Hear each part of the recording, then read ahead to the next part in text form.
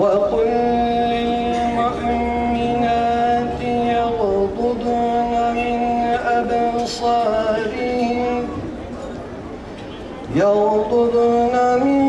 مِنْ أَبْصَارِهِنَّ وَيَحْفَظْنَ فُرُوجَهُنَّ وَلَا يُبْدِينَ. Başörtüsü zulmünden dolayı mağdur olan velilerle alakalı verilen kararı telin etmek için toplanmış bulunmaktayız.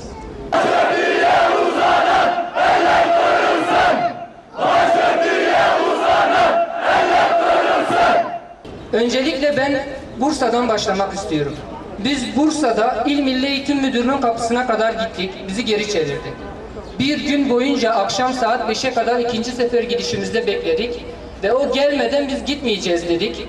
Burada bazı platformun temsilcileri, mağdur olan kız çocuklarının velileri ve avukatları olarak bulunuyorduk.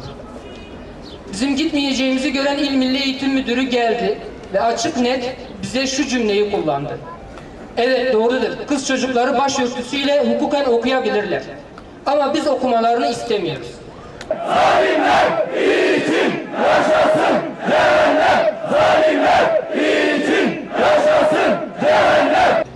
Tesettür Allah-u Teala'nın emridir. Hiçbir otorite buna kısıtlama getiremez. Tesettür hem İslami hem de insani bir haktır. Kimin nasıl ve hangi yaşta örtüneceğine devlet karışamaz ve örtünmenin şeklini ve sınırlarını sistemler, partiler veya kişiler belirleyemezler. Bir Müslümanın ne zaman, nerede ve nasıl örtüneceğini, örtünün sınırlarını, ölçüsünü belirleyen tek otorite Allah-u Teala'dır. Tesettür, Müslüman halkın vazgeçilmezidir.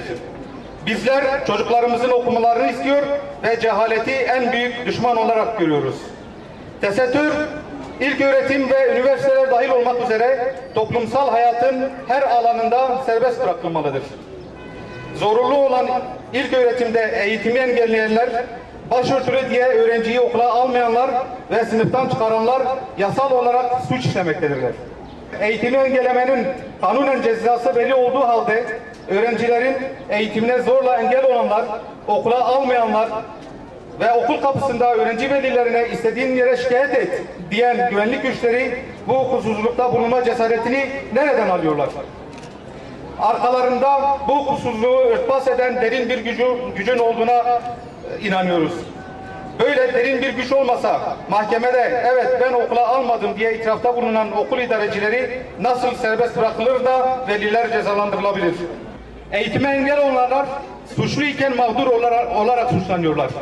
Kız çocuğunu okula almayan idareciler cezalandırılacağına öğrencilerin velileri cezalandırılıyor. Yapılanların keyfi olduğu açıktır. Bunu yapanlar hiçbir kural tanımıyorlar. Bu uygulamalar krallık rejimlerinde bile yoktur. Eşcinsel evlilik sapıklığı anayasaya konmaya çalışılırken başörtüsüyle okumak isteyen çocukların velilerine ceza verilmesini aklımız almıyor. Acaba Başbakanın aklı alıyor mu? Öğrenci velilerine farklı illerde aynı gerekçelerle peş peşe ceza verilmesini çok manidar buluyoruz. Bu hukuk dışı kararla yargı siyasallaşmıştır. Yargı keyfi davranmıştır, ideolojik davranmıştır. Verilen bu cezaları ve yandaş yargıyı şiddetle kınıyoruz. Bu türden keyfilikler basında defalarca yer bulmasına rağmen ne Milli Eğitim Bakanı'nın, ne Aile ve Sosyal Politikalar Bakanı'nın, ne de hükümet yetkililerinin bu mağduriyetlere dair bir beyanatları olmamıştır. Sanki bu sorun bir Afrika ülkesinde olmakta ve sanki bu sorun hükümetin ilgi alanının dışındadır. Adalet Bakanlığı bu kefilikler ve cezalarla ilgili olarak derhal bir teftiş heyeti oluşturmalıdır. Türkiye Büyük Millet Meclisi İnsan Hakları İnceleme Komisyonu'nu bu konuda harekete geçmeye çağırıyoruz. Hakimler ve Savcılar Yüksek Kurulu bu hukuk dışı kararı verenleri görevden almalıdır. Kanunları çiğneme cesareti gösterenler, eğitim hakkına zorluk çıkaranlar hukuk önünde hesap vermedikçe bu pervasızlıklar devam edecektir. Kamuoyunun ve Müslüman halkın talep ve beklentisi başörtüsü özgürlüğünün anayasal güvence altına alınmasıdır.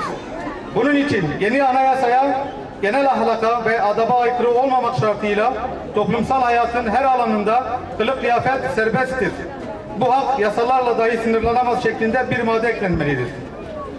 Duyarlı tüm sivil toplum kuruluşlarının ve halkımızın bu haksızlığa ve hukuksuzluğa karşı tepkisiz kalmamalarını, gerekli duyarlılığı göstermelerini bekliyoruz.